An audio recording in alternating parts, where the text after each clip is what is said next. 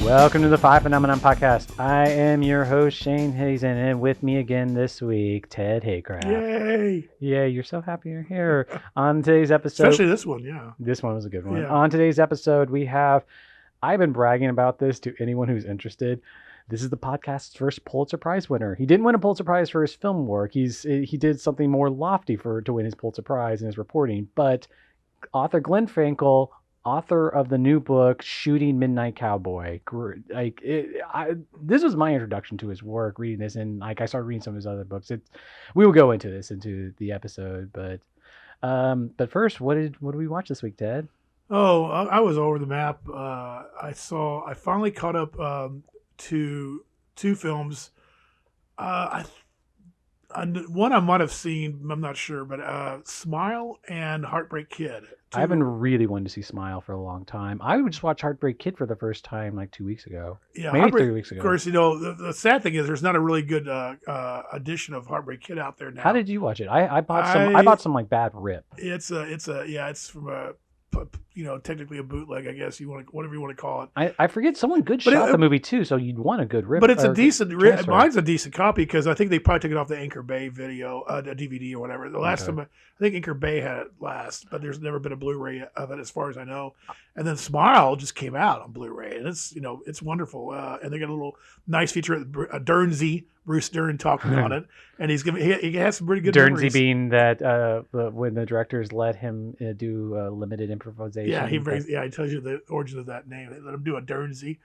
And it's interesting because you get early Melanie Griffith or Colleen Camp, Annette O'Toole's, I think, debut. Jeffrey Lewis is in it, and it's Michael Ritchie at the top of his game. And it's a really interesting. It's a beauty pageant. Yeah, it takes place at a beauty pageant and like up in California, so in the smaller towns.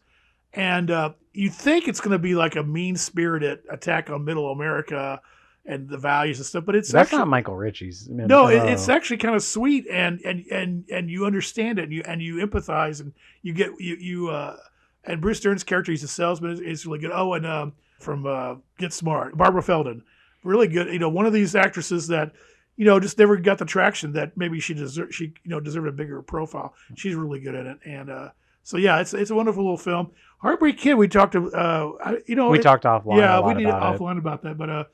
We need to tackle that down the road sometime because maybe we'll do a podcast on Elaine May or something. Well, Elaine May is definitely in the card for a podcast. But Heartbreak Kid, I was kind of inspired to watch it from our graduate talk. Like there's some circles that like prefer that to The Graduate. Wow, very small circles. Well, my expectations were really high for it, and I've kind of been on the Elaine May kick lately, and so I had an interesting reaction to it.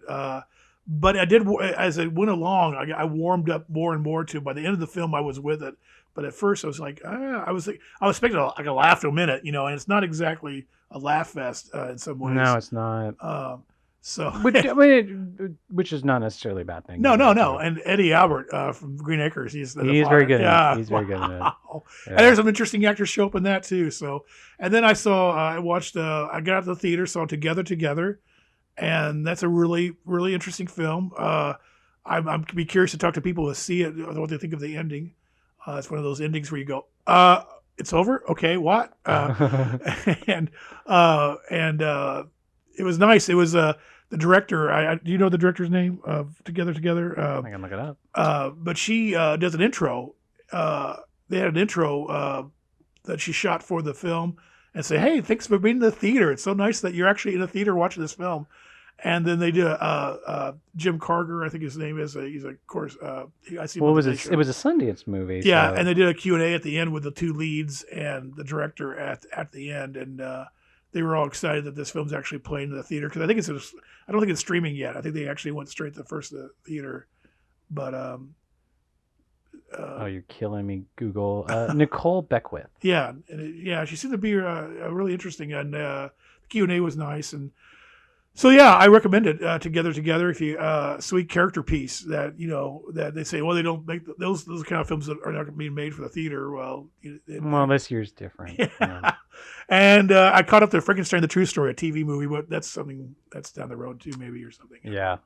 So I had a bunch of randos this week. For a little bit for the podcast, I mentioned this on the episode. I watched Day of the Locust, which I've been putting off. Yeah, John I Schlesinger. need to watch that. In fact, there's a really nice. Have you seen it? No. I don't think I know. I don't think. And there's there's an Australian imprint called Imprint that put out a really nice Blu-ray of it just recently. The version I watched was pretty crisp, a crisp transfer. I wish I get into it a little on the podcast, my opinion on the movie, so I'll leave that as a cliffhanger. And I'll recommend you go check out Glenn's Cine Savant's review. He just reviewed the Blu-ray, so you might find that interesting. I had the one I want to ask you about is it was on TCM. It was pushed. I guess I just never seen it. I've always been wanting to fill in all my gaps with Alan Parker, so I watched Fame. Oh yeah, wow, okay.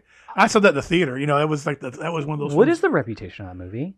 It had a good reputation. It has the TV show, right? And right. That It was kind of it did. You know, it did so. It got such a good reaction that they actually did a TV show. I thought it was a really interesting movie. Like I think yeah. I'd heard people talk it down just because the music numbers seemed to come out of nowhere, but that's a good thing. I would think. Yeah, I mean, yeah, it is that whole let's put a show on type thing.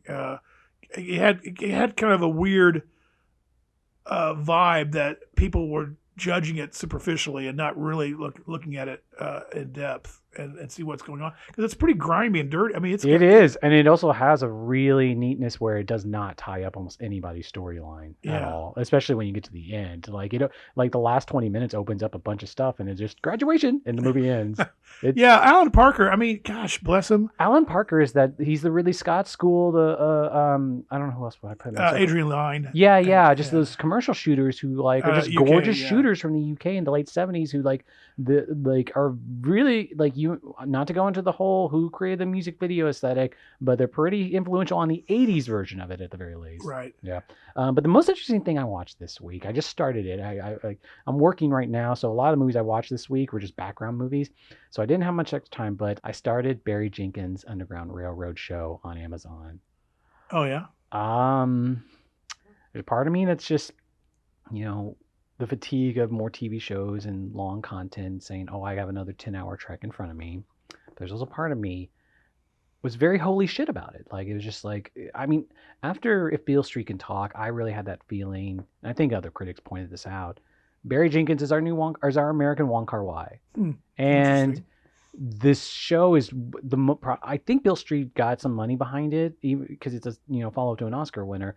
But this really feels like Barry Jenkins has some money behind it, and it's so goddamn painterly, but expressive and just kind of sensual with it, and the colors are just gorgeous. And there is a feeling I had though. Wong Kar-wai works in like 90-minute segments, so I'm still a little bit on. I've only watched the pilot. And if you've read the book, Colson Whitehead, it's based on his Pulitzer Prize-winning novel. Colson Whitehead, is a novelist I've kind of gone up and down on. I still haven't read Underground Railroad, but he has a book I love called John Henry Days. The pilot kind of does the thing where it's like the end of the pilot gives you the central premise of the show and for a hook, and that's fine. But it was the most interesting thing I watched this week. But on this episode, we're talking Midnight Cowboy. Which we mainly wanted to talk about shooting Midnight Cowboy, Glenn Frankel's book. So we definitely go into the why. I have never been a huge fan of this movie before. Really? Not I didn't dislike this movie. I just was, and we talk about this a little later, where its reputation amongst certain, especially Oscar winners from say 69 to 73, or just movies from that era, this one has kind of declined, and Glenn kind of talked about he wanted to push its reputation a little. Oh yeah, and one thing I forgot to mention in it. It's kind of a trivia thing. We were doing our podcast on Getting Straight. Mm-hmm. I went off on a tangent about the Brave and Bold comic book and the Green Arrow one. Right. Well, on the bus, and there's a scene where John Voight, Joe Buck, is on the bus. He looks over and the kid's reading a Wonder Woman comic. The Miss issue. Yeah, it's the issue where Wonder Woman's powers are taken away. And they were doing a cool thing, kind of make her turn into a Dinah Rigg type character for the Avengers.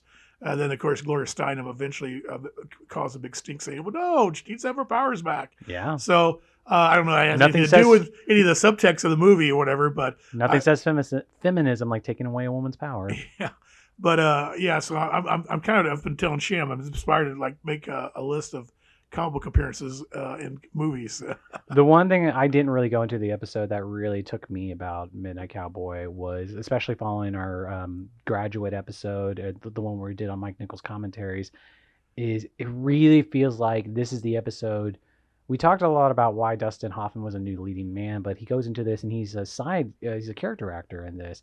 And the range between these two movies, as this follow up to The Graduate, is just almost equally, if not for me, more impressive than him in The Graduate itself. Like trying to follow up The Graduate with something with a lot more character acting gravitas to it. And I don't know. The book is kind of just that's an obvious makes the point. It seems like it's an obvious move, but the funny things I observed about this was Dustin Hoffman, right after The Graduate, is still in a pool in Florida when the Florida sequence is.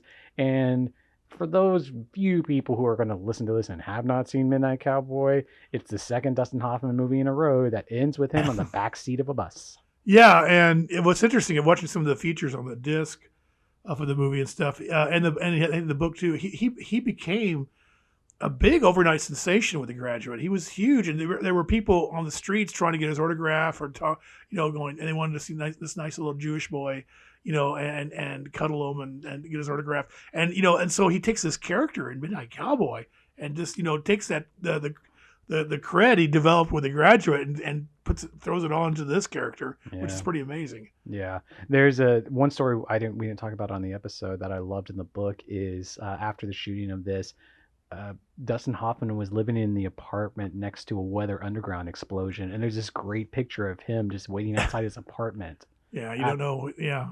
This book, we go into the superlatives about this book pretty thickly in the episode, but we both really love this book and Glenn's style. And I feel stupid for just being introduced to him, so I'm glad we had this talk. He was such a great conversationalist and so nice. Yes, yeah, and if you want to read a good book about a great movie, the making of, this is the book. This is one book you should read. Oh, cool. Well, and here's Glenn Frankel talking of his book, Shooting Midnight Cowboy: Art, Sex, Loneliness, Liberation, and the Making of a Dark Classic.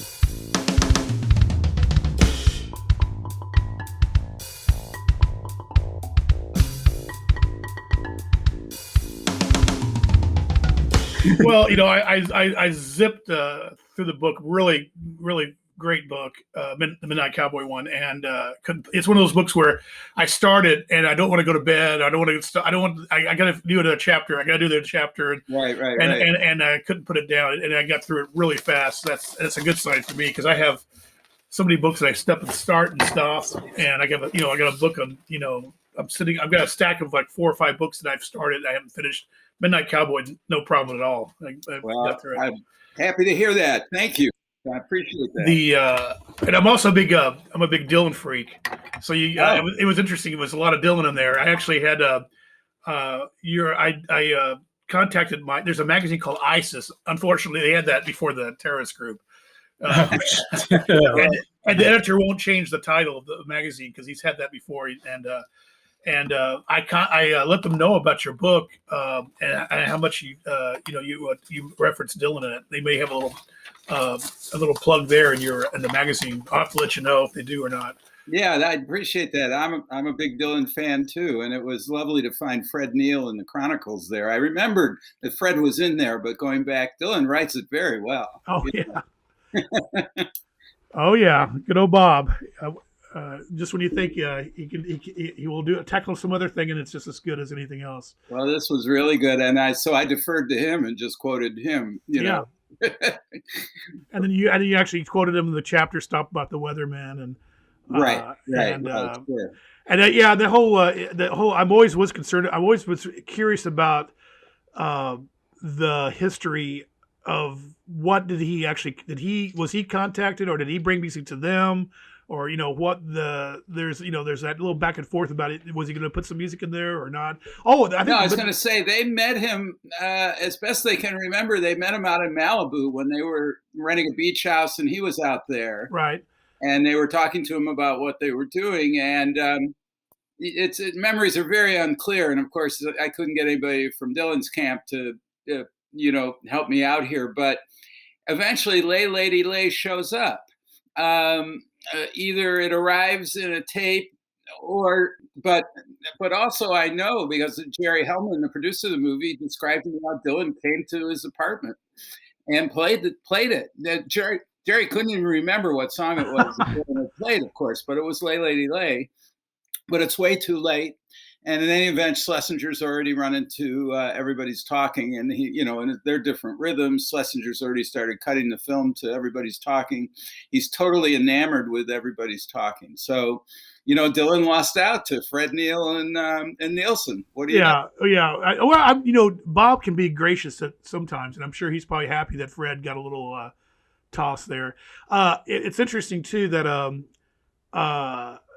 if you think about National Skyline album, Lay Lady Lay doesn't really kind of match the other very simplistic country songs. It's got a different vibe to it. So it also kind of plays into that. Then one other thing, I'll start my Dylan fascination. One other thing I thought was, the one thing I thought you really, I think was new to me, I think you and it might be new to a lot of the Dylan fans out there, is that Schlesinger using Saturday Lady as a temp track. Mm-hmm. And then, I love that John Barry. I was a big John Barry fan as a kid. I always have been. I'm 62 years old, so I was right there when Barry, was pumping out all those great soundtracks. Sure. And my early record collection is basically Beatles and soundtracks before I expanded. So when you wrote about that, and then you said that they used kind of Barry, I guess John maybe listened to that and kind of came up with that loping kind of quality to it. I'm like, oh my gosh, that was a big revelation to me. I had no idea either. It never occurred to me. But when you hear them, of course, there it is. Yeah, there it is. It's very similar. Even some of the chord changes seem similar. And that was for me in the book, like I'm someone that only knows John Barry for his score, so I was unfamiliar with how much he was like a music supervisor at that point on top of orchestrations. He could do everything. I mean, he's one of those guys, so many of those people were sort of knocked to the side by the Beatles and didn't find a way to recover. But John Barry was just so multi-talented and, that he just carried on and stepped through it and, became with all these movie soundtracks and doing every other kind of thing. John Barry is a giant. It's too big. I think we're losing touch with him now. People are forgetting about him, but he was a major figure in our musical, in the soundtrack of the 60s and early 70s. Oh yeah, major. Yeah, I mean, as much as we have so many, I kind of keep up with soundtracks a little bit, but they're just there's nothing really sticks out. But man, when you had a John Barry or a Morricone, they just it was so. They made the film that better, but they were very signature. They were a very unique sound that you didn't mind having that unique sound because it was so great. Yeah, a lot of my generation, I think Ted's going to cringe at this. I don't know how you'll react. Knows Dances with Wolves. Dances with Wolves is our entry point for John Barry. So. Oh yeah, I love Dances with Wolves. I'm a sentimentalist. I actually am a Kevin Costner fan. Mm-hmm. Well, I think he said. I think he's put. Why I would cringe is because I think there was a shift in Barry's career where he kind of slowed down, became very melodic. I think he had that surgery, that cancer surgery or whatever he had, and there seemed to be a shift. I love it. I mean, it's great that later day period. But there's a little bit of the snap is gone, but that could be age too. And sure. And the movies he's working on, I mean, he's always trying to, obviously work with the movie he's got. He's not trying to impose his own sensibility so much as enhance it. So, but these are matters of emotion and taste. I mean, you don't have to love that one. No, I love it. I like it, but he just was doing all these sweeping epics at that point, and there wasn't a lot of variety from what you got. I was just trying to convince. Well, and I don't think Shane. I was telling Shane about how he had a jazz combo, right? And it really, I was unaware of this. And when you start listening to early soundtracks, you go that jazz snap is still there, and he's kind of playing with it, Goldfinger and stuff like that. And, right. No, he's mixing genres, and he's got his feet in both worlds. John Burlingame at USC. I don't know if you've run into John over the years. I haven't. I'm very aware of John. Yeah. Yeah. Well, he's a huge John Barry fan. He's the one who really turned me on to a few things.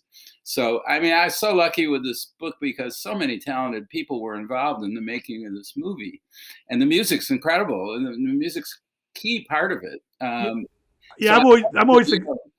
I love being able to include all those people in my book. I have a little struggle in my head, which represents Midnight Cowboy musical theme, because the John Barry score theme is just as important to me as everybody's talking. It's like either one evokes the movie. I guess maybe it's just evokes the movie in different flavors. Maybe I should say, but they're so strong, yet they don't overpower each other. They're very right. It's a nice balance, They blend together well. Yeah, and yes, exactly, which is not easy to do. Because especially everybody's talking to such an enigmatic, curious song. It is its own thing. And it seems so autonomous, and yet it mixes perfectly with the Midnight Cowboy, theme that Barry wrote. That's Barry's genius, as far as I'm concerned. Yeah, it seems like the mark of good music supervisor. Glenn, before we jump in, I wanted to, when I was going through your biography, I saw that you were at the journalism school at UT in Austin from 2010 to 2014. Right. I lived in Austin from about 2005 until about 2 years ago. In fact, my last place was only like 2 blocks north of campus. We were north of campus too. We were on 41st Street. I was on 31st Street. Oh, it's you guys making all that noise down there. Oh, well, by the time I left, I was the person calling 411 at 11:30 on the dot. Right. Yeah, we did that occasionally. I had a kind of opposite reaction with Ted, where I had trouble today, where when I first read the book for the podcast, I've been trying to, do a good note session, read the book, do a deep dive into it. And today I had to do this fast reskim of the book and take a bunch of notes, because I read the book so fast. Actually, it is similar to Ted's. I didn't take any notes. I got a few pages of notes where I was just into the book. I'm sorry to say this is the first book of yours I've read, but I had started the High Noon book, and I am really, really looking forward to this. It seems like lately there's been this kind of, it's one of my favorite types of books like by Sam Wasson, or Ted and I have a mutual love of Mark Harris. I love Mark Harris. Deep dives into film history and history itself, but very focused on one film primarily. It's a new genre almost. We just Glenn Kinney's of Goodfellas. Goodfellas book, which I haven't read, incidentally. It's on my list. I'm probably the one who knows the least about movies of all those people. And the one who's most interested in using the movie to illuminate the era it reflects or it was made in. I mean, that's my whole shtick. That's my subgenre of the genre. Because history is something I do know something about and want to write about. Movie making, I rely on, sources and friends like Burlingame and you guys, whoever I can get my hands on to help me through that. But I really believe that a good movie tells you so much, is such a great way of looking at an era in the past. And that's how it's worked for me. That's my little corner of this. But I love being, Mark Harris is my idol too. He's 15 years older than me, but he's my mentor. Well, the great thing in your book is you're such a good reporter that you get your filmmaking stuff down. You're not, there's not a lot, there's a lot of times when you read normal, typical film journalism where it's very clear, no one's ever been on the other side of actually making a movie. Well, maybe just think of Quentin Tarantino. He's been, I think he took him off the website, but he was doing some essays on movies, and he starts out on this one movie, and then all of a sudden he's in 3 or 4 paragraphs. He's way off the mark. He's gone off on this tangent, which is fine. I loved it, but that's Quentin for you. Whereas yours, you really stay on the mark and get you. And it's so well compartmentalized. I liked how that was going to say, and I loved how it's almost like I was reading with your book, almost like mini biographies. Yeah. You really paint a great picture of Schlesinger, of Barry, of Harry, of all these guys. Herlihy is the main one. I feel like you've I thought the writer too. And in the acknowledgments, I thought there's only one book that's been written about him before this. That's right. And that's a book that's a very close study of his work. It's not a biography, or it doesn't tells you things about him, but it's really focused on the work. Herlihy, I just thought it was essential to take the guy where this all started. I'm a very literal person. I got to start at at the beginning, and James Leo Herlihy is the beginning. I thought that Jim would take me all around New York and leave lots of diary notes and take me down to 42nd Street. And most of all, I thought he'd tell me where the hell Joe Buck and Ratso come from. Uh-huh. Real people? Are they adapted from folks he met? What was he doing in Times Square? Because it's clear he spent a lot of time in Times Square. Jim was very close-lipped about all that in the writing. So I talk about him in the present tense. He's been dead since 1993. I never met him. So, but he was fascinating enough, and he really helps illuminate that particular era where he comes to New York in the 50s and all the interesting people he runs into. And but Jim himself was very up and down. He suffered from depression. There were times when I can't get anything out of him, Yeah. I was going to say one of the most touching moments in the book is the suicide note. Was the moment I teared up. That was a point. I was like, this is his biography.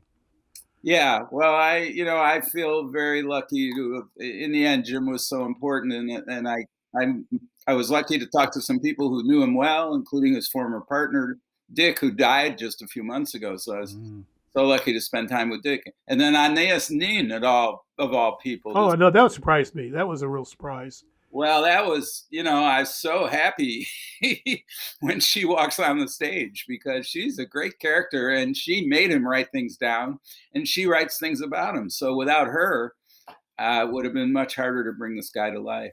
Yeah, and her pushing of him to publish his journals. Do you think that he, in terms of, it isn't, as an artist, this doesn't really matter. And he was up and down, the depression, and three of his movie adaptations made out of all three of his books. Do you feel like he, at the end of the day, he's considered a successful writer, or where does he fit in the pantheon of? Because Midnight Cowboy was unpublished for so long too, right? Well, no, they got it published, but nobody paid any attention to it, except a few members of the gay community really admired it. I think he's not in the pantheon at all. I mean, I think he's a forgotten figure. There's nothing, and that's partly his own fault, because, he only wrote for a while and he was very ambivalent about it. And then his illness really, and he just wore himself out. And so he stopped writing. I think if he'd written another couple of novels, if he, you can see it advance from All Fall Down, his first novel, which is pretty good actually, to Midnight Cowboy. Season of the Witch has problems, but it's a lively book, and he could have done more. He didn't do enough to really become a figure, and it's too bad, because he's a talented guy, but it just wore him to a frazzle.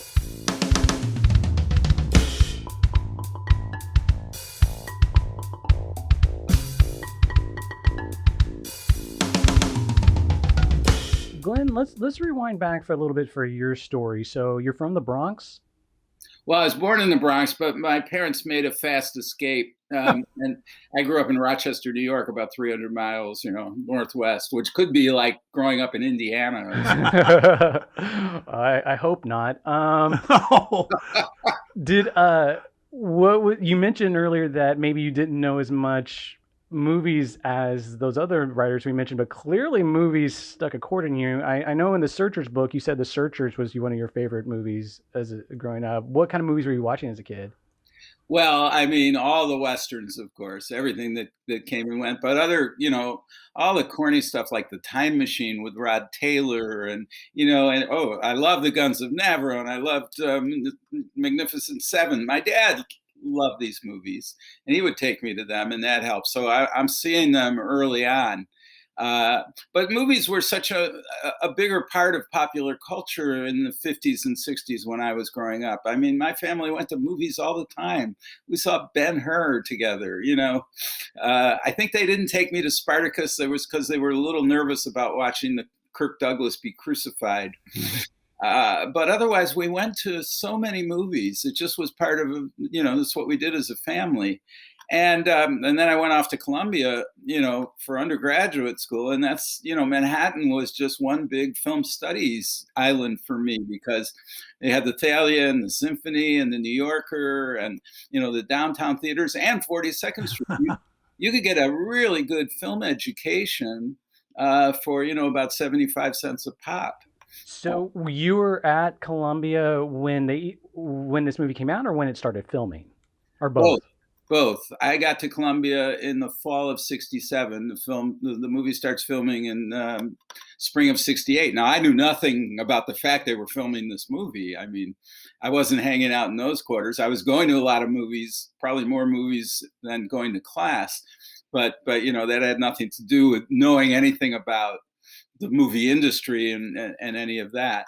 I saw it when it came out in '69. I saw it again in 1970 in Israel, of all places, when I was there in the summer. And So how old were you when you first saw it, you think? well, let's see. If it's '69, I was 19.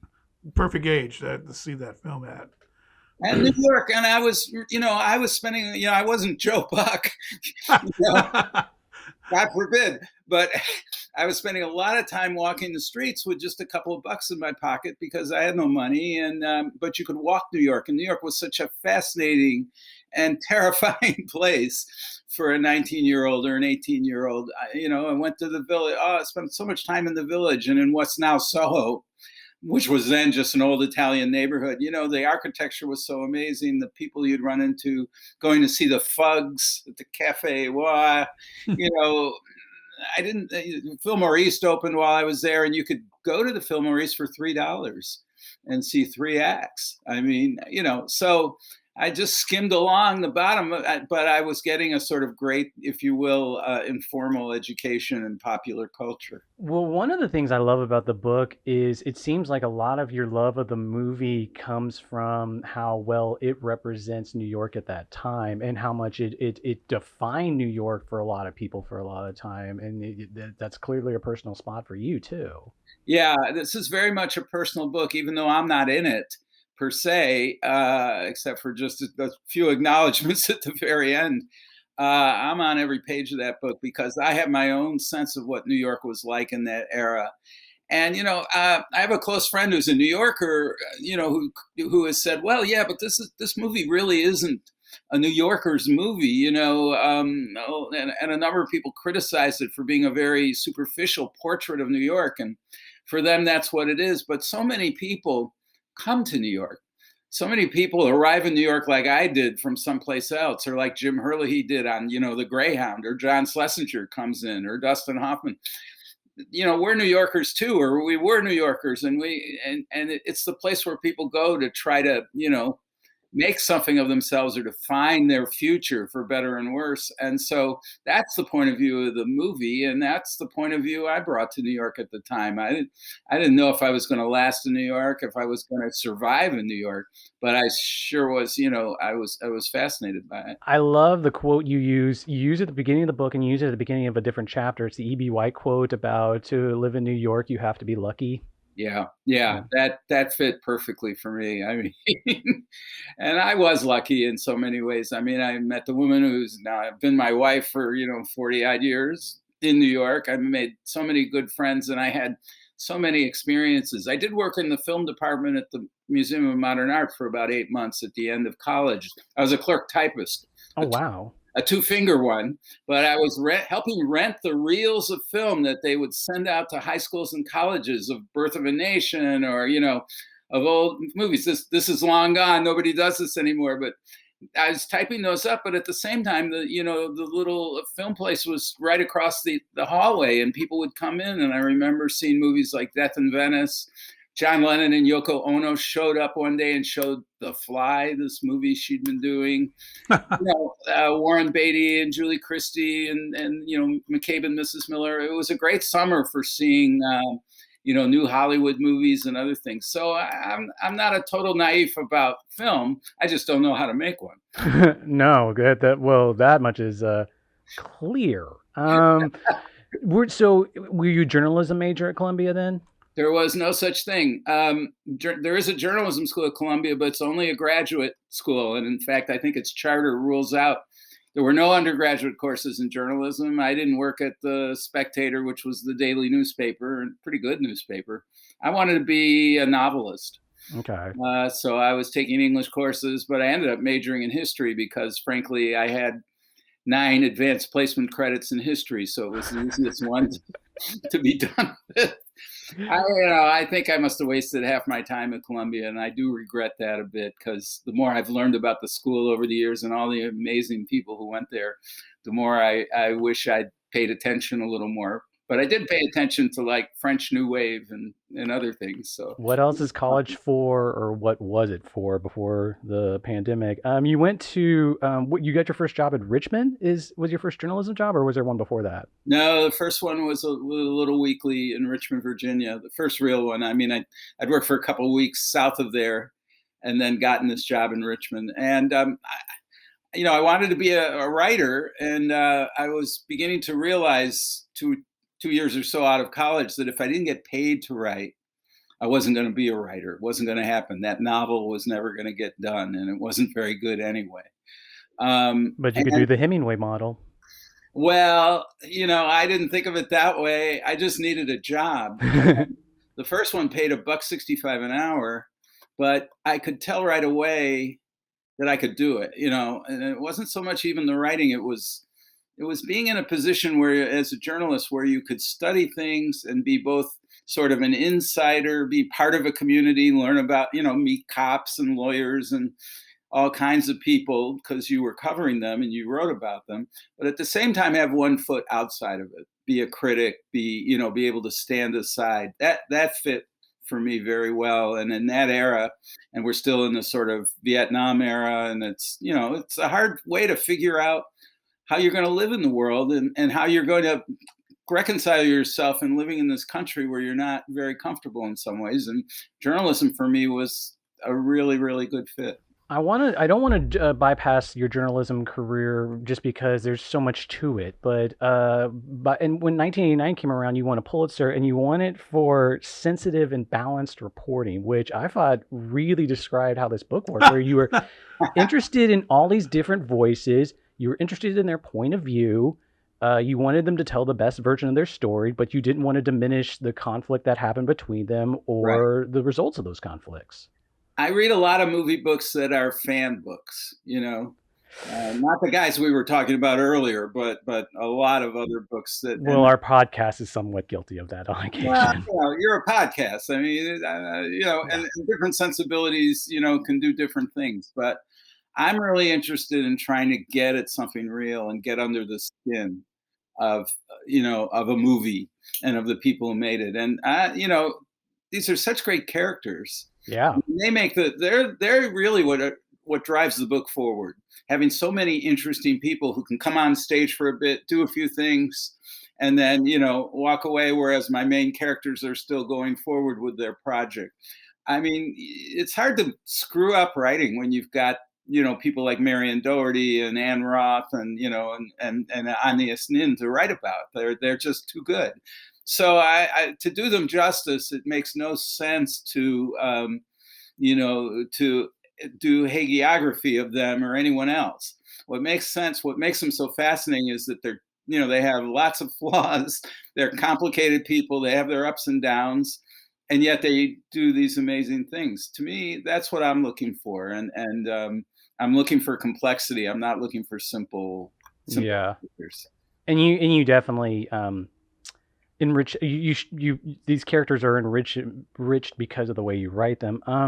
So you're a bureau chief. You go to Washington Post in '79, but you end up a bureau chief in Southern Africa and Zimbabwe. Then you're in Jerusalem during the Palestinian uprising, and you end up in London from '89 to '92. This is all true, Shane. Yes. Let me ask you this, because obviously you're in the throes of some really big historical moments, especially with the Palestinian uprising. Like, if we weren't a movie podcast show, there's some questions I want to ask you about right now, but we're a movie podcast show. What was the movie watching in those different countries when you were bureau chief? The movie watching? Yeah, were you still going to a lot of movies around this time, or was work taking over? When I could. I remember seeing The Big Chill in South Africa, in 1983, and in Zimbabwe. I mean, we saw lots of movies there. I had 2 small kids, and we'd go to these things on Saturday morning. They love Dirty Dancing. I mean, that we saw that at a drive-in in Zimbabwe. So I wouldn't say it was the intellectual highlight of my movie life, but it was, I tried to introduce my kids to it, and you could go to there were a lot of movie theaters in Harare, Zimbabwe. There were a lot of movie theaters in Johannesburg. Up in Israel, you'd have these screens with. In Israel, sometimes there'd be subtitles in Hebrew, Arabic, and French, covering like half the screen. I remember seeing Jonathan Demme's Something Wild there, and Mona Lisa, and so many, we went to the movies. Movies were part of our lives, and still are. Where did movie writing then start to come in? Did you start to you have the piece on your website that's about John Ford and going to Monument Valley to try to. That seems like that was the birth of that book, but that's a wide gap. That's like 2008 when that piece came out. When did film writing start to come in? Yeah, what got you on that track that inspired you to go, leave this whole journalistic side of you and start this whole track that you started on? Well, when I got back from overseas the second time, I took a buyout from the Washington Post. I'd worked there like 27 years. And it was, a real lucky break to be there. And I had a wonderful career, as we've just talked about. I mean, it really was. I don't mean to downplay any of it. It was great. And and it worked for me. But I took the buyout, and I was lucky enough to get a visiting professorship at Stanford. So I'm out on the West Coast. I want to, I've got time to research a book and write a book. I don't want to do a book about, foreign affairs. That gets old really fast to have, former foreign correspondents write about the places they used to be. I had to do an American book. And I'd always thought about searchers as a possibility. John Ford and John Wayne go off to Monument Valley. I mean, that you really can't miss with that. And other than that beautiful little British Film Institute book about searchers, which is about 90 pages, one of their wonderful books that focus on a specific movie, no one had ever really. Searchers was a chapter in so many biographies of Ford or John Wayne. So I saw some open ground there, and that's an American story. What I didn't know until like 3 days in was that there's a true story lurking way behind it in the past, that there's a frontier legend. If we'd grown up in Texas and gone to public school there, we would have heard of Cynthia Ann Parker and how she was kidnapped by Comanches and how she was eventually freed and what happened to her son, Quanah, all of that. I didn't know any of that, but I discovered it very quickly because it was in a documentary of the 50th anniversary, DVD. So that suddenly put me in much more complex territory, where I wasn't only thinking about the movie and John Wayne and John Ford. I was thinking about where the story comes from, and eventually focused on the fact that the movie is only the latest iteration of the legend. That the legend begins in the 1830s and it gets told and retold and reshaped by every generation to meet its own sensibility and to explain itself in a way. That's what myths are about. And then Searchers comes along from that, and first as a novel by a guy named Alan LeMay, and then as this extraordinary movie. So that made my book much more complicated, but much more satisfying, and kind of put me in territory I was comfortable in, because the 40-year war between Comanches and Texans felt a little bit like some of the long wars I'd been watching as a foreign correspondent. So that worked. I mean, the book did well critically. I really enjoyed doing it. And that set me on this, path. And I'm still on it.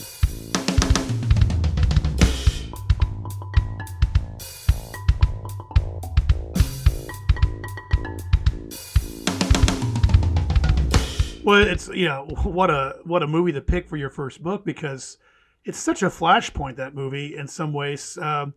What amazes me is, and maybe you could speak to this because you saw it as a kid. It seems to be just a whole generation, especially filmmakers. They can't get away from it. Paul Schrader, John Milius, Steven Spielberg, Scorsese. There's elements of the Searchers in all their films, and it leaks into their screenplay multiple times, like for Schrader and stuff. It's just isn't that I guess I think I guess I can relate to. I guess there's some films in my childhood that did that to me. But is that could you feel that power and that artistry as a kid, and how it was such a I don't know, lack of a better word, monumental Yeah, yeah. film? It stood out to me. I can't say, when I saw it at 8 years old, I loved it any more than I loved the Guns of Navarone or whatever. But then I saw it again at Columbia, and not only at one of these, in one of these little theaters, but Andrew Sarris, the great Yeah. Public Voice film critic, taught a course in movie history at Columbia, and I would happen to be lucky enough to take it that first year he Oh, taught. Oh, I'm wow. jealous. Yeah, yeah. Well, and he loved Searchers, and he used Searchers among other films. And by then, I was, after that, Searchers became the movie I sought out as the ultimate Western, but not just Western. I don't know. There was just something always about it. It just grabbed me, and I talked about it for years. And I knew it was, that there was such a thing as a captivity narrative, where a white person is kidnapped by these so-called barbarians, and there's literature about that from James Fenimore Cooper on. And I always knew there would be a chapter in a book like this about the captivity narrative and where Searchers came from, but I had no idea I was walking into such rich terrain. But I knew Searchers would, it's still a controversial movie. I mean, Spielberg he shows it apparently every time he makes a movie. He takes his little film company and they watch Searchers.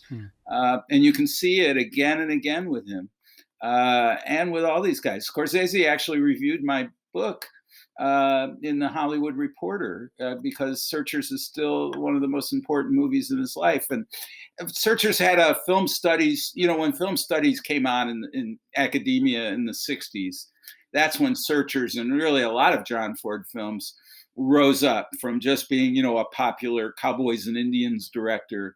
Suddenly, John Ford was recognized as one of the great classical directors of American cinema. That starts there, and some of these guys take those courses.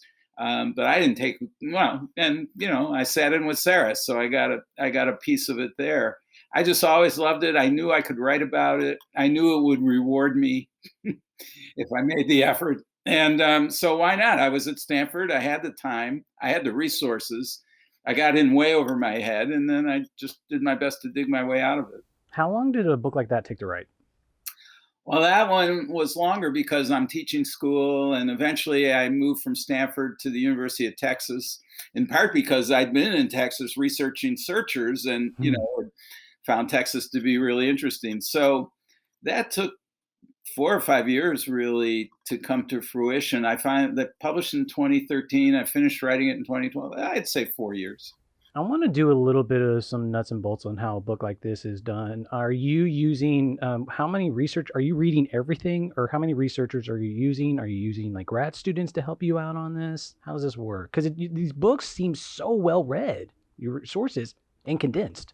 Well, it's partly a balancing act. Being a journalist, I mean, having that, essentially I'm just a journalist. And so the idea is to talk to everybody you can, and I've got to talk to them unless I can't get there for some reason.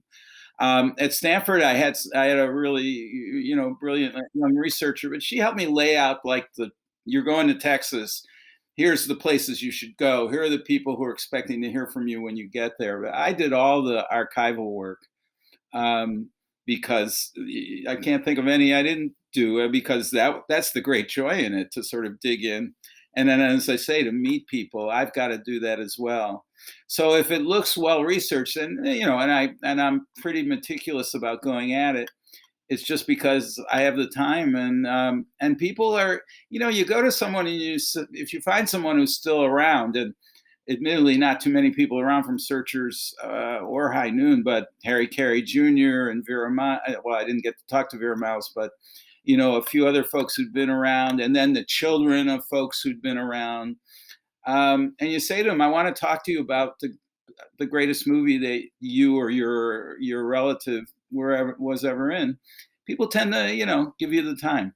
Well, there's also just like pop culture stuff that sometimes like has a relevance to it. Like I didn't write down a ton of them, but I know one that blew me away towards the end of the Midnight Cowboy book was, you mentioned Noonday Demon, which is such a great book on depression. And you reference it because homosexuals have a tendency to suffer from depression and more suicide rates at the time. And I was just like, man, this guy is just, there's a wide range of reading he's pulling from. But that's the beauty of doing this kind of work. First of all, I get to learn things. And writing and choosing Midnight Cowboy. Suddenly, I'm in New York in the '60s, and a little surprised to see the level of homophobia in that era in New York. I mean, in liberal New York, you'd think that'd be the first place that gay people would have been embraced, or at least given some empathy, but not so much.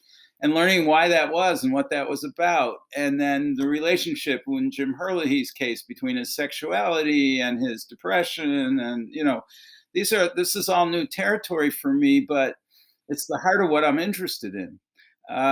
Getting under the skin of these characters, and at the same time getting under the skin, if you will, of that era. Yeah.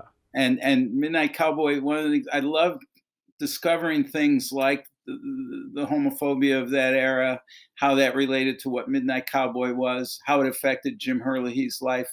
All that worked for me. Misogyny, for that matter. Writing about Marion Doherty, the great casting director, and the hurdles she had to overcome as a woman to be able to do what she did. And Jennifer Saul, acting in the movie. I mean, these movies are a great window, to open to tell you about the sensibility of the era, what was going on, what was changing, because it's right at the dawn of gay liberation. I mean, the Stonewall riots occur about a month after the movie, premieres. Yeah. So it allows me to do VistaVision. do we want to go ahead into the homophobia? Because I did want to ask you about, basically, after I finished Midnight Cowboy, I had to choose between the two books to start reading. I'm about halfway through the High Noon book. I didn't know if we wanted to talk about High Noon or we want to go straight into Midnight Cowboy. Man, it's you're running the show. You tell me where you want to go. Obviously, I'll follow you. The one thing I want to say about High Noon that I'm into is there's some fun overlaps between Waldo Salt in Midnight Cowboy and his blacklisting stories you use, and then what's in. I mean, half the stuff I'm into right now in the book is the Gary Cooper stuff, which is fascinating. But the blacklist is obviously a big part of your second book, High Noon. Yeah, I mean, you have all these talented people like Waldo, who happen to be members of the American Communist Party. And Waldo was a tried and true card-carrying member, and he ran in a circle of people like that, and they're having a great time. Waldo saw himself as an artist who was doing a new kind of writing to fit cinema. Remember, when the talkies come in, the studios suddenly think moguls start hiring writers, but they start hiring, famous people like F. Scott Fitzgerald and William Faulkner in part. They think that's what they need is really. But Waldo and Joe Mankiewicz, who was Waldo's mentor, and others realized, no, okay, well, there's dialogue now and you can hear it, but it's the image that's the main thing. And the writing has to be about the image and has to understand and support the image. So Waldo is a revolutionary in the way of writing, but he's also a communist. I remember it being particularly fascinating when you had that part in the book about Mankiewicz, because Mankiewicz, especially besides his brother, when you get around to All About Eve in the early 50s, or Barefoot Contessa, he's a really showy dialogue writer too. Yeah, he is. I mean, these guys are good at everything, but Mankiewicz comes on as a young Turk early on. And he's got this vision, and Waldo is his chief acolyte, if you will. So anyway, Waldo, like a lot of these guys, after the war, when the House Un-American Activities Committee starts investigating so-called communist influence in the movie business, Waldo's called to testify, and he doesn't get a chance to testify in 1947 with the original Hollywood 10. But in 1951, when the committee comes back again, Waldo is called. There's no question that he's not going to cooperate with the committee. He's just not going to help them. He's not going. You not only have to confess that you yourself was a member or had been a member of the party, but you had to name other people. You had to name your friends and your former comrades and all these folks in order to prove, and you had to praise the committee and the wonderful work it was doing. It's a very sort of, you'll excuse the phrase, Trump-like, era. And Waldo can't do that. He refuses, and so he loses his job, and he takes his family and he goes to New York. But his career is shattered for years. This is a guy who existed to write movies, and he can't write movies, and he's a big time alcoholic from earlier days, and his family life falls apart. He's miserable. Eventually, the blacklist goes on for about a decade, really. And eventually, Waldo starts writing some movies again. He writes Taras Bulba and a couple of other stinkers. He said, and he's really a mess. And then this movie comes along, and they need somebody like Waldo who understands images. They need somebody who's been in New York and knows a bit about culture there, and someone who's a jazzier, and someone who understands the novel. And Waldo, it turns out to be that guy. So for him, it's a story of redemption, and I loved learning about him. I loved writing about him. Well, Waldo only lived like a decade after Midnight Cowboy, I guess. But it was fast, or a little more than that. But I thought it was fascinating. In my head, he was someone like John Huston, who was started John Huston as a writer, where like he had a really long multi-decade career, and he was still writing edgy stuff all the way through. It's kind of fascinating. Yeah, Waldo then goes on, to do 3 or 4 more great screenplays, including contributing to Coming Home, which is a movie I hadn't seen. I think I hadn't seen Coming Home since when it first came out in the late '70s. Watching it again, it's a little schlocky here and there, but it's also quite brilliant. There's a lot of modern stuff in there. Yeah, the acting and the screenplay, and that's John Voight and Jane Fonda. It's Waldo Salt. I watched Day of the Locust last night for the first time. What'd you think? I like Midnight Cowboy. That's kind of my reaction too. I've never been a fan of the novel. That's the problem, I guess. So. Oh, I like the novel, but it's interesting. So many of these same talented people who made Midnight Cowboy are making Day of the Locust. Ann Roth, costume designer, and Marion doing the casting, and Schlesinger and Hellman and Salt, and yet it just never gets off the ground. Well, you make the point in the book that it felt like didn't Schlesinger say it was the 2 leads that he felt just didn't come together the same way? Midnight Cowboy seems like lightning in a bottle, and that's why I think like Marion Doherty is like your celebration of her in the book. Like she is the unsung hero, kind of literally the unsung hero because of her credit being taken away of Midnight Cowboy. Yeah, that's true. She's crucial. The acting in Midnight Cowboy is so good, and not just Voight and Hoffman. I mean, they're superb, and I think they're one of the main reasons we still want to watch this movie. But the supporting cast, the other folks who are in sort of individual scenes with Voight along the way, from Sylvia Miles, who gets nominated for Best Actress Academy Award for 7 minutes of playing this aging hooker who takes money off Joe Buck early on. The quintessential predatory New Yorker, and then Bob Balaban, the pimply little kid in the sleazy movie theater, and Barnard Hughes, the customer late in the movie who Joe Buck gets money off of. They're all so good. And I think they really, and that's Marion, because she knew every actor in New York.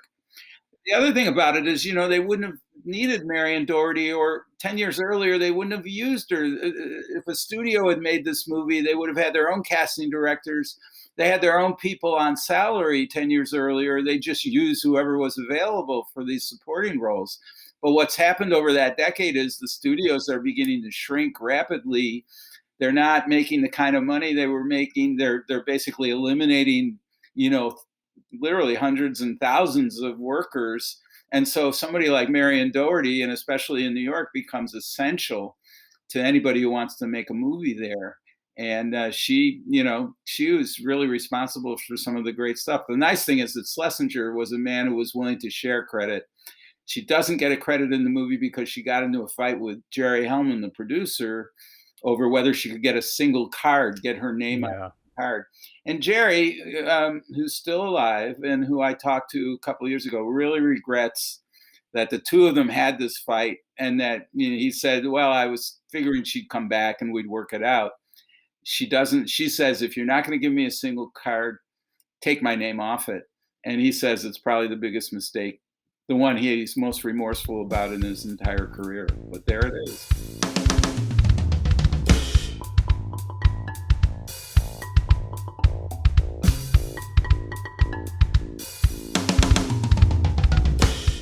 talk a little bit about? Because Ted, when like he rewatched Midnight Cowboy before I did, and you seem to be really retaken with the performances.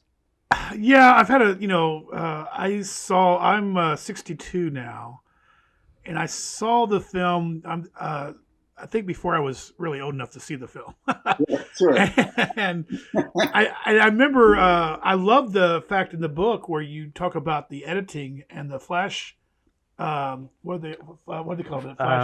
Flash presence. Flash presence. Yeah, flash cuts is one term. Yeah. Yeah, you and I remember what was really an eye opener is I was as a kid seeing this, and of course, I was a kid. The subject matter of the flashpoints, the flash cuts, and they were so fast to me. I was confused and mystified, and I was like, what exactly happened to Joe, and what was going on, and blah blah blah. Of course, now I watch it, and we're so used to movies editing so fast in MTV, post MTV world, that every scene was very clear to me, and of course I've seen it several times over the years now, so it's very clear what exactly is going on in those points. But I love the fact that you dived in your book, you dive into that and how that was a very important part of the film. Because at that time, that kind of editing to get it across, instead of just doing a normal everyday flashback type of scenario in a film, it was what he was going on in his mind. Right. But so it operated on two different levels. It operated on the emotional level and on the story level. The backstory level. So that was just another fascinating, and I'm so glad you keyed into that, because that was a big thing for me when I saw it originally as a kid, going the mystery of it, those edits, and then now they're very clear to me now. But I think it was I thought that was a very integral point that you made about that. They can be mysterious when you see it for the first time. In Herlihy's book, the first half of the novel essentially takes place in Texas, and it's more or less a chronological tale of Joe Buck and his life and times and what happens to him and how he's neglected as a child and how he's raped here and his relationship with Annie, this one woman who he has some kind of thing going with. All that's laid out in relatively chronological order, but you can't make a 3-hour movie that way. And so they wanted to cling to some of that, but in the end, they simply used it this way. And again, it's Waldo Salt sort of suggesting, let's do it this way. And they're not flashbacks, we're going to stay in Joe's head, and we're going to see what Joe's seeing as he's experiencing the things we're watching in the movie. So he's there in the balcony with this pimply kid who's having sex with him. And he's thinking then about what had happened with Annie and having sex with her. I mean, it's kind of obvious on one level, and I'm not sure they always work, but they are part of the effort to keep this movie in Joe Buck's head, in his dreams, in his, as he processes these things. And in that level, partly thanks to, to Waldo and Schlesinger, but partly because John Voight, I think, is so good at embodying this character. It works. And then the more you see it, the better it works. Well, yeah, you even have the flash cuts with Dustin Hoffman showing it, with Ratso in them.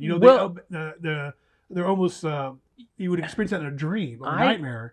See, I think, I think speaking to Waldo Salt, that the fact that you point out Voight is in every scene in the movie, or is the through line of the movie, and that if you're going to do flashbacks like that, that makes it work. It's definitely more focused in something like at the time would have been Point Break or something like that, or Point Blank. But I know this last viewing, you said some of them don't work.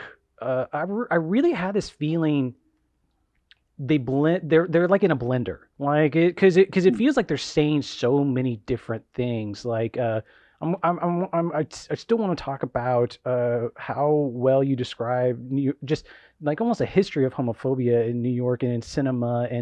But there was that one description of New York.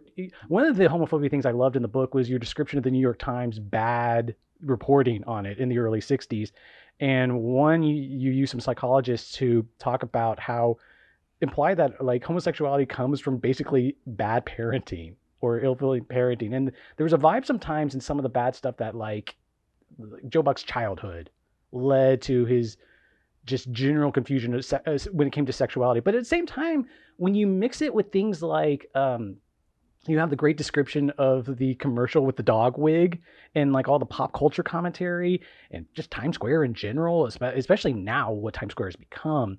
It just goes into a blender, and it may be confused, and maybe some of this is just the modern reading of it, but it does work for me. It still works. It's just Yeah, that's Schlesinger and Salt largely. It's not really Herlihy. It's not really from the novel. It's them trying to capture the zeitgeist, and they're like their eyes are wide open. They're outsiders coming to New York. Schlesinger's interested in everything. And so he'll see a guy lying on the sidewalk and he'll say, "Write that down. Let's put that in the movie." The dog, oh, let's get that in the movie. I mean, just, all the portals are open in this guy.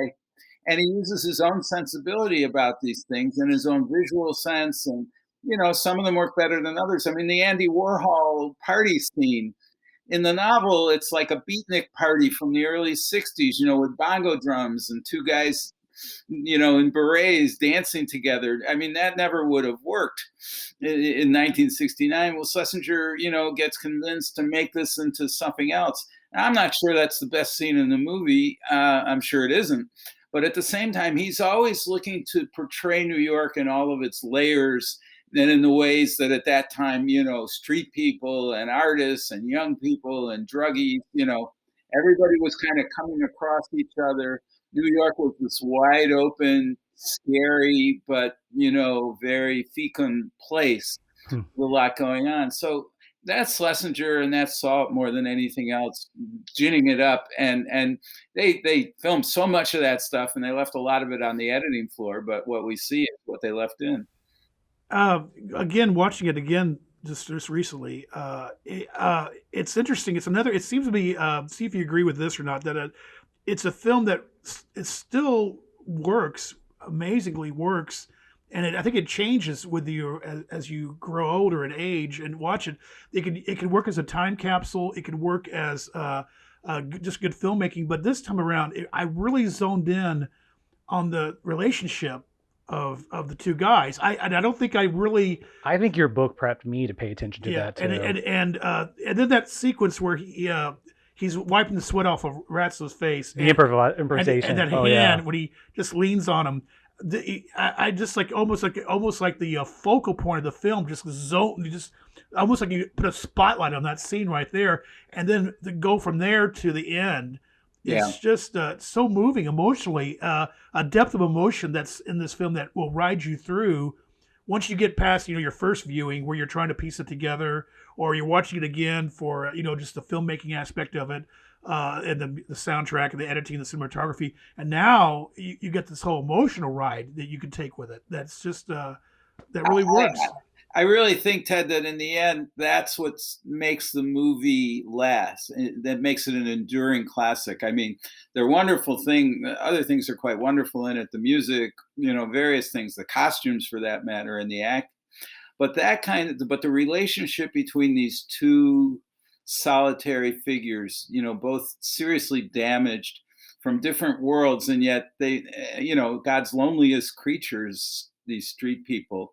And the way they sort of reluctantly come together and have to own up to their own vulnerability, if you will, and they forge this wary partnership that's about survival as much as anything. That is the heart of the movie. That's the heart and soul of the movie. That's what Salt really recognized. That's why they gave him the job of writing it in the end. That's what Schlesinger wanted. And that's what makes the movie, to my mind, an enduring classic. Because that's a human story we can tell in 2021.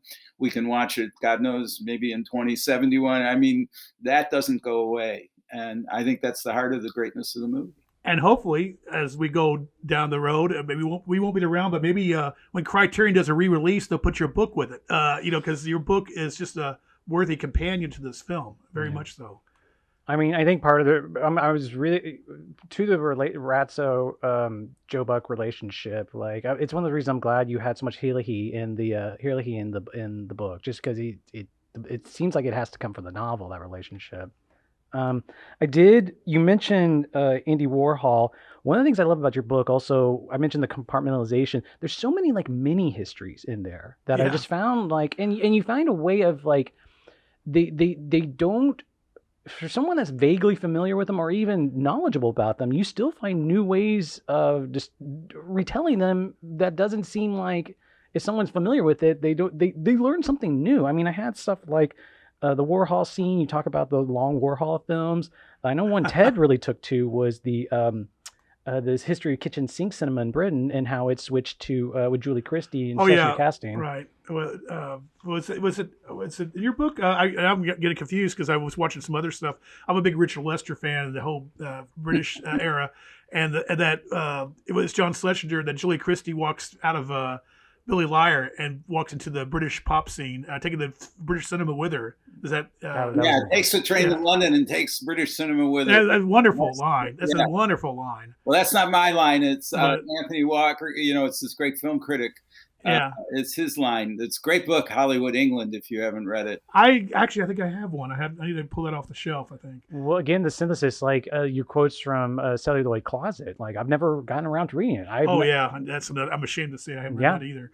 It's a great book. It's a landmark book. But that's what this allows me to do. I was, the kitchen sink drama was something I saw at Columbia. I mean, when those movies were 5 or 6 years old when I started college, and you could see those. You could see them at the Thalia.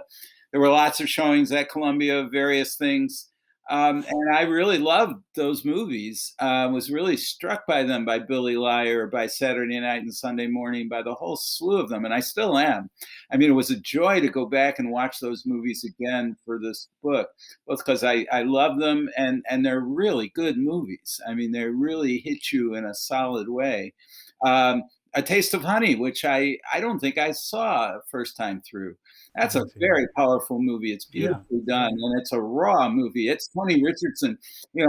Tony Richardson gets a lot of grief for being a popular entertainer, or trying to be, I guess, because of Tom Jones, which I also like a lot. But A Taste of Honey is everything a movie could possibly be. It's so real. So it was a real pleasure to be able to go back and invoke those things. I was worried I never tried to linger too long on any particular, moment. It works because it's so tight. The book is so tight. That's what I was really curious, because you do such a good job. You're touching on everybody. You're catching everybody up on their, John Barry or Nielsen, or all these different people. And yet I was curious, like, do you find yourself fighting to put more in? Are you trying to be judicious and keep it tight? Was there a lot on the cutting room floor that we didn't see? No, not really. I mean, I try to keep it tight because I don't want to lose people. And it's great to be able to toggle from the movie to, the history and back and forth. Whenever things start to slow down a little, I can move on to the next thing. At this point in my long and checkered career, I just, books work for me because they allow me to linger as long as I want to. Okay. And I hope I'm not losing too many people. I was worried with the kitchen sink drama section that I was slowing down the narrative a little too much. I think you hit a right balance, and I think for especially you don't know what kind of reader you're getting, Right. And they need this history, they need this info, and it's like a little refresher course for me. Yeah. But for a new person coming into film, they're going to go, "Oh, I need to go search this stuff out." Well, there's even little things like your history of appearances of gay characters in American cinema. Like you had Children's Hour and Advise of Consent, but the British movie that I found fascinating, I'd never heard of, was Victim. Directed by Basil Dearden. I was completely unfamiliar with this movie. I'd seen it years ago, but it didn't strike me at the time because I didn't know much of the background or what a breakthrough movie this was. It's a terrific movie. Dirk Bogarde, he's fabulous in this movie, and it's very well done. It's way ahead of its time. They wouldn't even show it in the States because it was too sympathetic to homosexuals. Was it the Time magazine review said that or something? Exactly. I mean, they sneered at it. But it's a groundbreaking movie, and it's a great pleasure. Those kinds of things I want to deliver. In the end, the other thing about writing books, it's my book, so it's going to have in there what I wanted. It's great. I worked for 30 years for a wonderful newspaper, and I had a lot of room to maneuver, but I also had deadlines and news to cover and all that. Now, I sign a contract to do a book. And then I go away and nobody even knows what I'm doing except my wife and the immediate family know what I'm up to for the next couple of years. And it's totally my call. Nobody's telling me do this or don't do that. It's whatever I can make of it. And if it sucks, then, we have a problem. But I love these movies, and I can bring that, certainly if nothing else, my affection for them and my regard for them is something I can try to deliver on.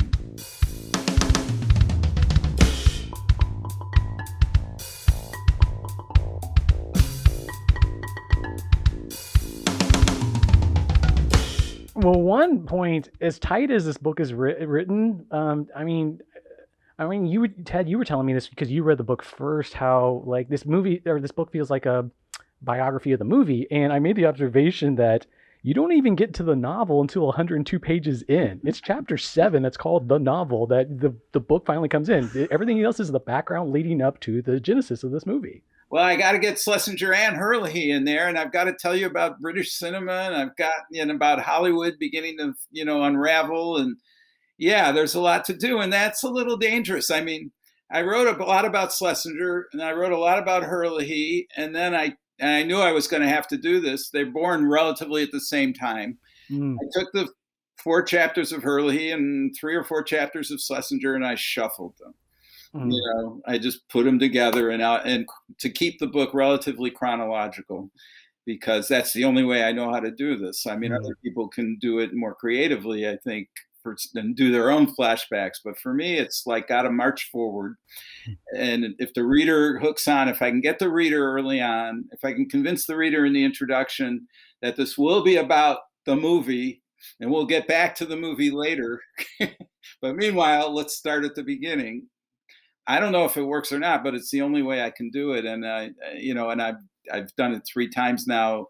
I really liked writing this book. That's a big change. I love researching, but writing is hard. But this time I felt like, this is how I'm going to do it, and I hope it works.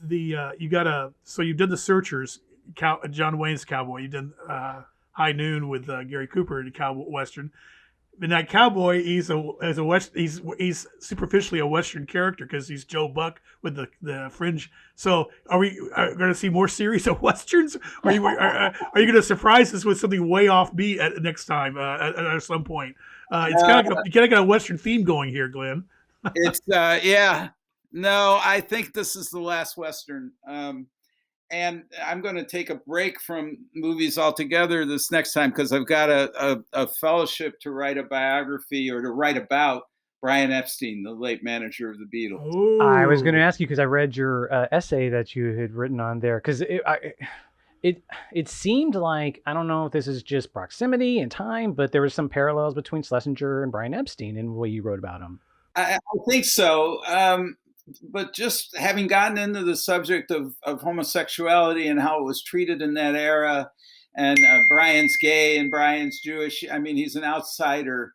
There are just interesting things going on with him. And I've always wanted to write about him. I tried 15 years ago, spent some time in Liverpool, but for a variety of reasons, I just put it aside. But after doing this book, I feel like confident enough to foolishly waltz right into that. But I got a number of other movies I'm very interested in. When the time comes, I'll be back doing movies. I'm sure of that. I mean, I know it's not good for a writer to talk about stuff before they're done with it. But do you want to mention some titles, maybe? Well, I guess the one I'll mention is Billy Wilder's The Apartment. Oh, nice. Oh, okay, yeah. I've always loved. It's another one right up into my top 5 of That's book worthy, very much so. Yeah, and I think writing about that time at the dawn of the modern women's liberation movement, and that book being about women in the workplace, it's a comedy, it's a drama, it's very rich.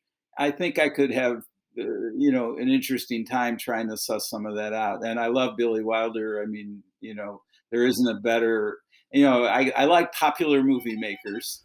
and Billy Wilder is the ultimate popular movie maker, I think, the ultimate artist. So we'll see. I don't know how many more of these I have in me as I age, but my brain cells seem to be holding out long enough that as long as I write everything down, I'll be okay. Going back to the Epstein book, have you prepared yourself to jump into the Beatle fandom of the world of the Beatles? Because that's a I have a friend of mine who keeps on going, how can they do? Do we really need another book on the Beatles? I keep on, and I go, yeah, we do. Just like we were talking about Dylan earlier when we started this podcast. It's like you're jumping into some deep water there, to bring some new perspective and POP to that. Well, it's a challenge and probably a foolish one to take up, but I think Brian is still an underestimated figure in a lot of ways. I And agree. there's only one actual biography of him from the 80s, and it's a good book, but it doesn't really sort of face the questions around his sexuality and his background in a way that I want to. And that's a story. It's such a beautiful story. I think it's always worth retelling. And when I have a character like Brian to take me through it, I'm hoping I can navigate it. And, I don't want to write a 500-page doorstopper or something. I want to write a book about him and how he saw it and how he moved through it. And I'm going to, the nice thing about Midnight Cowboy, about these other books, it's given me, as I say, the self-confidence to at least try this. So we'll see. Well, I'm looking forward to it, very much so. Okay, the big story from the book that I had never heard before was Arthur Krim from United Artists self-censoring and giving it the X. Was it Friendly or someone was on the UA board named Aaron Stein, who is at Columbia, and he wrote, homosexuals are narcissists who choose to be gay because they could love people exactly like themselves. And he was the guy influencing Krim, and Krim, they got an R rating, and he was just like, maybe we shouldn't be showing homosexuality to children 17. I've never heard this story before. It's, in a history of United Artists many years ago, this is mentioned, but what that historian is, Tino Ballio, is quoting from is a book written by Stephen Farber, who was on the board as a student member of the ratings board very early on in the time of the ratings board. Remember, Hollywood had dropped the old production code system and put in the rating system in an effort to allow for more adult movies and more adult themes, trying to capture, newer audiences by basically loosening up. And things had been loosened up for them in movies like Who's Afraid of Virginia Woolf. The old rules were being violated. So they put in the rating system. They rate it, the Midnight Cowboy, they look at Midnight Cowboy and they give it an R. But then Arthur Krim, the head of United Artists, the folks who have financed the movie, a guy who loves the movie, but he's nervous about it. Because again, people look at homosexuality in that era, the conventional wisdom, the Freudian psychiatric priesthood was describing homosexuality as an illness, as a syndrome, and also as something that could be contagious. It could be like COVID-19.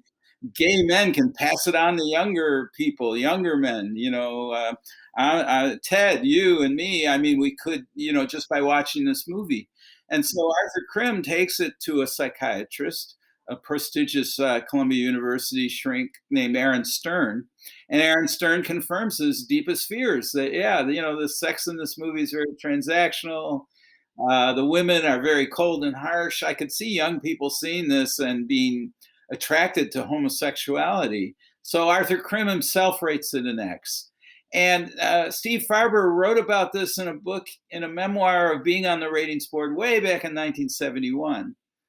And I'd heard about this, looking at eventually at Steve's book. Steve is a professor at UCLA. Now he's been a film studies guy and a film critic for many years. And I talked to him about it. I saw a few other things and put it together. And it fits so well in my overall theme of what does this movie tell us about the era? Well, it tells us that people were scared to death of homosexuality and its so-called contagious properties. But Arthur Krim doesn't tell anybody he's rated at X. So everybody assumes it was the ratings board who did it. And United Artists actually figures out ways, as you know, of taking advantage of this rating. I mean, in their advertising campaign, they say, everything you've heard about Midnight Cowboy is true. And that appeals to people, like you, Ted, and like me. I mean, that helped bring me into the theater. The idea that this was something really different and dangerous, was an attraction to a certain kind of person. Of course, in the end, the movie gets nominated for 7 Academy Awards and it wins Best Picture. And United Artists wants to take advantage of all that and wants to get it back to an R so it can be shown in more theaters, so they can advertise it in more newspapers. And the rating board says, well, we already rated it R. Go ahead, no controversy. And of course, also, you have to remember at the beginning of the rating system, X wasn't. It was supposed to be used for good intentions, and not it didn't exactly mean it was pornographic or had nudity or anything. It was just adult, very very adult themes. And of course, they didn't. What was it? Copyright it properly or trademark it, or the porn industry took it over. So they now they got the NC-17, blah blah blah. But at the time, it wasn't, the stigma of X wasn't that bad. It was just hey, we got some very adult stuff in this movie. Yeah, no, and John Schlesinger and Jerry Hellman said they were fine with the X rating originally, that they thought it should only be for adults. But again, this enters into also these questions about homophobia, and that's really the reason why it was rated X. And it's just another indication of the sensibility of the people involved in this at the time, a sensibility that changed a lot in a few years later. It was fun to hear you never get to hear the ratings board on a positive note. Say, hey, we gave it to the original, because usually where the books are always pouncing on them and bludgeoning them, so it was exactly the big bad ratings board was so prudish and that it gave this movie an X, that sort of thing. And as I say, Arthur Krim kept it to himself, and later on they switched it around. One of the things I was thinking of why the book is so compulsively readable is there's certain times I would get into the narrative and I'd get ahead of it. I'd start thinking, when are you going to mention this? And you would usually by the end of the book have dispensed with it really quickly. I mean, you mentioned the Stonewall riots. I was wondering, like, when are you going to talk about Stonewall? But the big one happens in the last pages when you're winding up everything else. One big, especially when you talk about John Voight around the time of Coming Home, I was wondering, when are you going to get around to talking about John Voight's politics now? And you dispense with it like within one very generous paragraph, I think. Well, I faced a choice with Voight, especially. What was I going to write about? And I really wanted to focus on Midnight Cowboy. Had I gone off on that route with Voight, or had I explored the allegations in the Me Too era against Dustin Hoffman, I would have had to do an awful lot of research, for one thing, and it would have changed the whole focus of the movie. I saw these guys in part, and when I made my effort to interview them, and it took a while to get to each of them, I said, I want to talk to you about your career up to Midnight Cowboy and what you did with the movie and how it affected your career afterwards. But I purposely shied away from these other things. I just thought that wasn't what I was writing about. And it was my choice. I mean, I could have done it differently, I suppose, but I think it would have put a much different balance on the movie. My portrait of Voight surprised me. I mean, in interviewing both him and in interviewing Jennifer Salt, who was his girlfriend at the time of the movie, and others about him, to see what a sincere, dedicated, obsessive, I knew he was an obsessive actor, but to see how that played out and how much he loved working on that movie and the joy he brought to it and his work with Hoffman, to hear it not only from him, but for others who'd worked with him at that time. So it's a fairly sympathetic portrait of Voight, but his obsession, his going 150% on whatever he does, I think maybe partly the explanation of why the Voight we're seeing now is 150% in some other place. Yeah. I just, I'm not a psychiatrist. I had enough trouble dealing with Jim Herlihy and John Schlesinger. I left Voight alone. I think one of the things I really found making that wrap up really work was you talked about how he's disavowed so many of his other movies, including Coming Home, but you said he still loves and respects the work he did on Midnight Cowboy. Absolutely. I mean, he knows that it made his career. He knows he was good in it. He loved doing it. He loved working with John Schlesinger and Dustin Hoffman. That's all sincere. He is a great actor. You know, he's made a lot of movies over the years, and some of them are not that good, but he's always good. Because he's so, he's such a craftsman. He's such an artist. He cares a lot about it. And there's a lot of humanism in this guy. So I can't begin to sort any of that out. And that might be somebody else's book someday.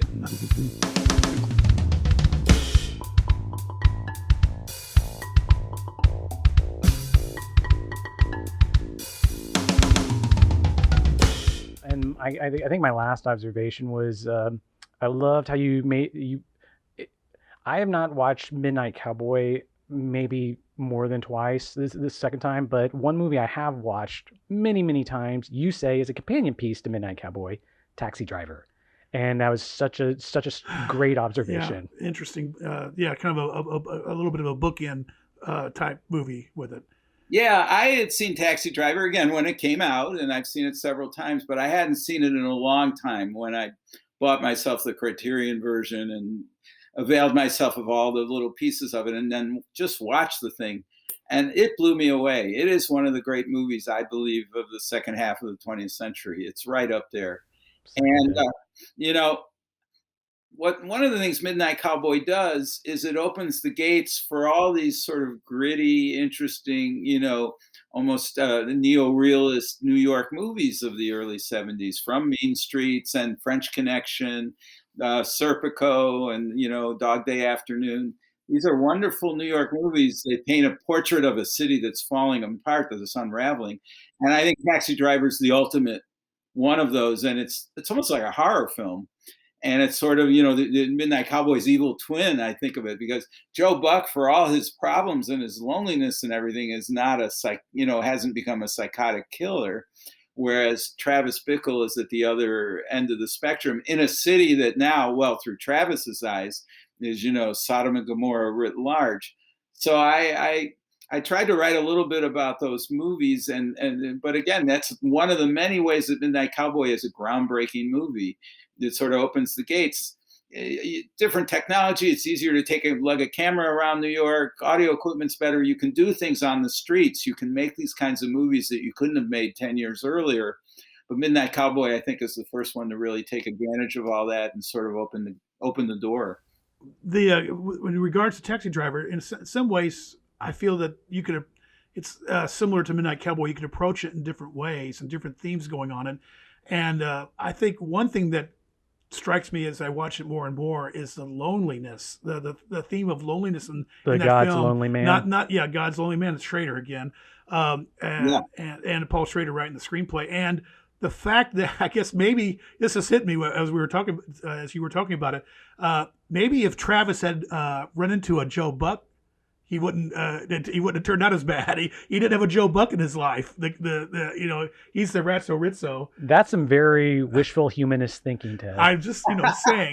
No, I think it's fascinating. Who knows? I mean, Travis is a lost soul. Yes, but Joe Buck is too. They're just wonderful. I think they're just wonderful movies, and they're my, I love those other movies that I name checked earlier, but those two are I would say the high points of the New York, New Hollywood era. And it's kind of interesting, ironic, and hilarious in a way. You say they're wonderful movies. I think they're so too. They're just extremely two of my pantheon films there, and they're wonderful and watchable.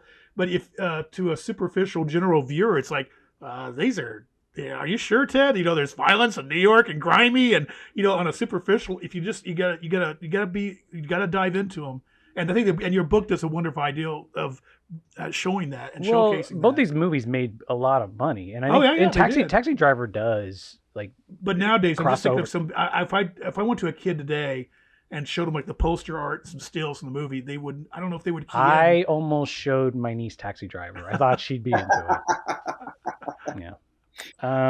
We didn't mention Adam Hollander for the grime, but do we need to go into that? I mean, like he seems to be a key part of the grime in the movie, but and it was his first movie. That's Yeah, crazy. that's what's amazing. But, Yeah.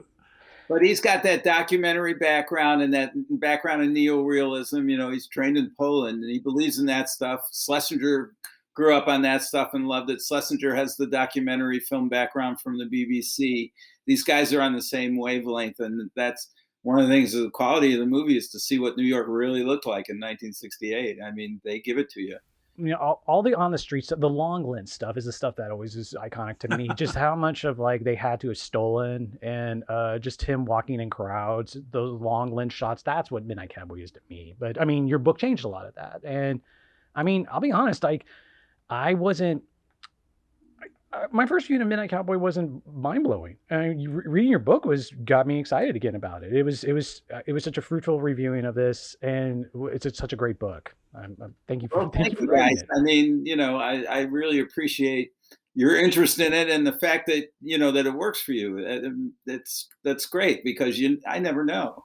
You know, sitting up here in my little attic, you know, what people are really gonna get out of this. But I feel like in a number of cases, people who've read it have been very positive about it, and it's a great movie. I respect it more now than I did when I started out. I understand a little more about how great it is and why it's so great, and I'm glad I can pass that on a little bit. It deserves to be. It's a little bit overlooked, I would say, in the pantheon Yeah.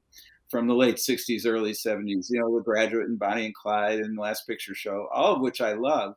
This movie deserves to be right up there. And John Schlesinger, I think, deserves to be up there with Scorsese and, you know, and these other guys as the great filmmakers of that era.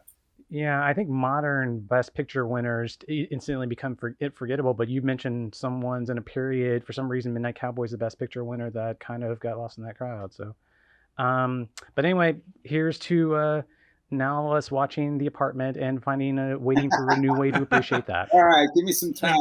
I got a few things to kick away first. Glenn, before you leave, I got a couple things I want to throw. I just this is a really trivia about the Searchers. It obviously is becoming a deep dish film fan as I have become obsessive, and you keep on coming across Searchers in so many different ways. I'm on my bucket list is I want to get in my car and drive one way through Monument Valley playing The Weight from the band because of Easy Rider, and then I want to drive back double back through it and play Once Upon a Time, Jill's theme, and Once Upon a Time in the West, going the other direction on my car soundtrack, you know, my car radio. So that's one of my bucket lists. One quick question. I'm embarrassed to say this. I haven't read your High Noon book. I will. I promise you. Do you go into? I'm curious. Do you go into the Howard Hawks and the El Dorado, Howard Hawks and Rio Bravo response to that film? And I'm really just so curious of what exactly is Howard trying to do against Zimmerman with that film, because I keep on reading that. I keep on coming across that in other books, you know, about this is the response to High Noon. And I'm like, oh, what? Okay, let's hear about it. You know, I didn't know. I maybe gave it a paragraph. More than that. Well, a paragraph from you is a lot. Yeah, it could be a lot. Right. What's your takeaway? People who will swear by Rio Bravo. It's not my favorite. You know, Wayne was so pissed off about High Noon. He saw it as a commie movie. And so Wayne was happy to get together with Hawks. Hawks was pretty right wing also.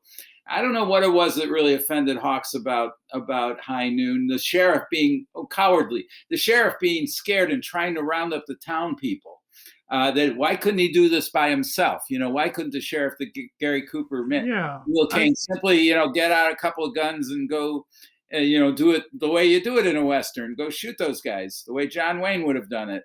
And so he made the answer to that. And I mean, God bless him. It's a great movie. And, but I don't understand. You know, if you know Hawks' persona, it's like, does he really want to? You have it out with Zimmerman? You know, it's like kind of strange. It's just High Noon's just a different flavor of a Western. Very much so. Not trying to make I never saw the statement it was trying to make. If they say it was. Well, Wayne certainly was offended by it, and I don't know if Hawks and he were sitting around having drinks one night and talked themselves into it. I admire a lot of great Hawks movies, but I don't know that much about him. I do know about Wayne, and about Wayne's role in damning High Noon, and he actually tried to get Carl Foreman to denounce High Noon and the party and all that. At the same time, Wayne had huge respect for Gary Cooper, of course, and so Wayne even agrees to go pick up the Oscar for Gary Cooper for Best Actor, and pretends that, oh, I wish that my agents had given me this wonderful movie, this wonderful screenplay. And Carl Foreman's watching that moment, sitting in London, where he's had to flee basically because of the blacklist, and says, "Well, Duke, you know how to reach me. I'm happy to write your screenplay." Oh, wow. Yeah. It's just I don't know. Well, I'm really looking forward to diving into it, because this Midnight Cowboy book was just a blessing. It was really, you did a great job, and I think any true movie person should have this in their library, and I'll be spreading the word for sure on it. Well, thanks, guys. Again, it's really fun talking to you, and I appreciate you're doing this. I mean, you guys know about movies, you care about movies, so this means a lot. Let's do it again on the next one. Sounds good. Glenn Frankel, thank you for being on the podcast. Thanks, Shane. Thanks, Ted. Take care. Thank you.